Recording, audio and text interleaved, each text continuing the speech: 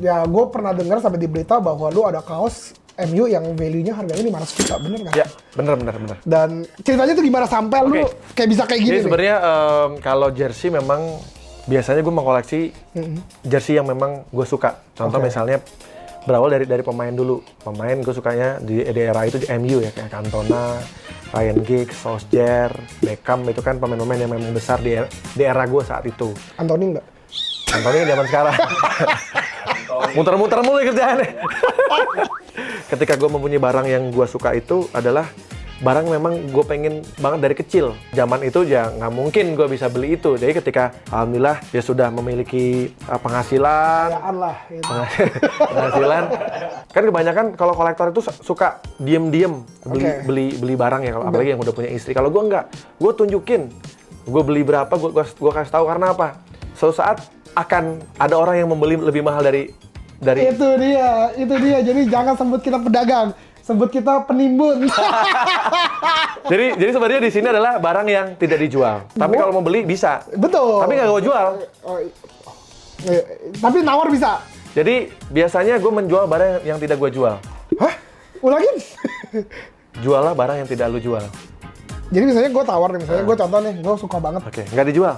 Ini jadi gue kalau mau punya ini, gue mesti nawar-nawar terus sampai lu bergetar. Tapi kalau misalnya lu mau beli 200 juta sih gua lepas sih. Sebentar ya, gue taruh dulu. Enggak. Tapi kira-kira seperti itu maksudnya. Ketika kita menjual barang yang tidak kita jual ya, akhirnya kan jadi priceless kan. Jadi nggak pernah ada patokan harga aja sih gitu. Oke. Dan maksudnya lu awal mulanya ini bisa dibilang kapan sih ceritanya lu pertama kali start collecting ini sih? Ya, yang pasti ketika udah punya duit ya. Jadi ketika sudah turun royalti, album sukses, album meledak ya, udah mulai ada penghasilan ya. Akhirnya gue mencoba untuk membeli barang-barang yang dulu gue suka. Tahun kapan itu kalau boleh diingat? Itu baru mulai mungkin 2008 kan gue baru mulai.